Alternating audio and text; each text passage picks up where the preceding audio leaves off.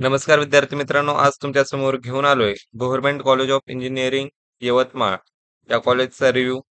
त्यामध्ये आपण बघणार आहोत कॉलेजमध्ये सीट्स किती अवेलेबल आहे, सीईटीचा कट ऑफ, जेईची क्लोजिंग रँक, फी स्ट्रक्चर आणि प्लेसमेंट बद्दल आपण आज बोलणार आहोत. त्यामध्ये सर्वात पहिले आपण बघूया कॉलेजमध्ये सीट्स किती अवेलेबल आहेत. कम्प्युटर इंजिनिअरिंगसाठी 60 सीट अवेलेबल आहेत.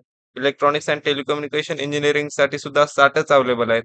इलेक्ट्रिकल इंजिनिअरिंगसाठी 60, मेकॅनिकल इंजिनिअरिंगसाठी 60, सिव्हिल इंजिनिअरिंगसाठी 60 आणि कम्प्युटर इंजिनिअरिंग सुद्धा साठी सुद्धा 60 सीट इथं उपलब्ध आहेत.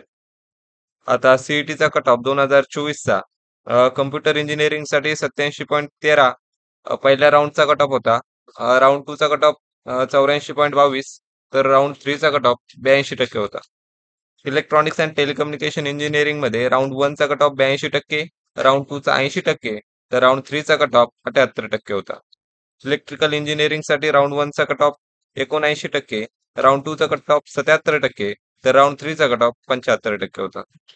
तसंच मेकॅनिकल इंजिनिअरिंग साठी राऊंड 1 चा कट ऑफ 74%, राऊंड 2 चा कट ऑफ 72%, राऊंड 3 चा कट ऑफ 70% होता. तसंच सिव्हिल इंजिनिअरिंगचा आपण बघू शकता, राऊंड 1 चा कट ऑफ 68%, राऊंड 2 चा कट ऑफ 66%, राऊंड 3 चा कट ऑफ 64%. त्यानुसार आपण जेईचा कट ऑफ 2024 चा बघूया. जेई साठी कम्प्युटर इंजिनिअरिंग मध्ये 87.13 पर्सेंटाईल, 84.22 पर्सेंटाईल आणि 82 पर्सेंटाईल.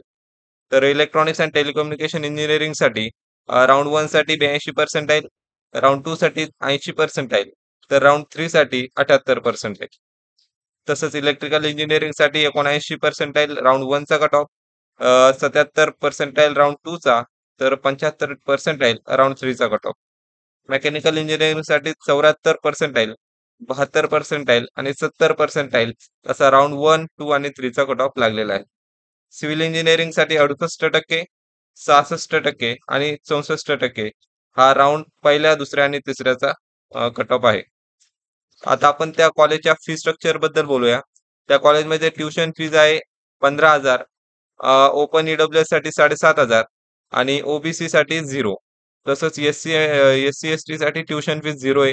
टी-एफ-डब्ल्यू-एस साठी सुद्धा ट्युशन फीज 0 आहे. डेव्हलपमेंट फीज बद्दल आपण जर बोलायला गेलो तर 5,000 ही ओपनसाठी आणि मायनॉरिटी कॅटेगरीसाठी 5,000 ही डेव्हलपमेंट फीज असेल. ओपन ईडब्ल्यूएस साठी सुद्धा 5,000च असेल आणि ओबीसी, व्हीजेएनटी, एसबीसी कॅटेगरीसाठी सुद्धा 5,000 हीच डेव्हलपमेंट फीज असेल. तसं एससी आणि एसटी कॅटेगरीसाठी डेव्हलपमेंट फीज काहीच लागणार नाही. टी-एफ-डब्ल्यू-एस मध्ये सुद्धा 5,000 ही डेव्हलपमेंट फीज असेल. त्यानंतर असंच आपण खाली फी स्ट्रक्चर बघू शकता. त्यानुसार कॉलेजची ओपन मायनॉरिटीसाठी कॉलेजची फीज ₹24,701 आहे. तसंच ओपन ईडब्ल्यूएससाठी 17,201 आणि ओबीसी, व्हीजेएनटी आणि एसबीसीसाठी ₹9,701 ही कॉलेजची फीज आहेत. तसंच एससी-एसटीसाठी 1,201 आणि टी-एफ-डब्ल्यू-एससाठी 9,700 असं या कॉलेजचं फी स्ट्रक्चर राहणार आहे. त्या कॉलेजच्या प्लेसमेंटबद्दल जर आपण बोलायला गेलो, तर प्लेसमेंट रेट अराउंड 90% स्टुडंट इथं प्लेस होतात. हायेस्ट पॅकेज त्या कॉलेजचं 7.25 लाख आहे. Average package 4 to 5 lakh per annum आहे. Top recruiters Infosys, Tata Consultancy Services, Wipro, Tech Mahindra, HCL, Adani and Zoho असल्या टाईपच्या कंपनीज, कोर कंपनीज आणि आयटी कंपनीज त्या कॉलेजमध्ये येतात. धन्यवाद.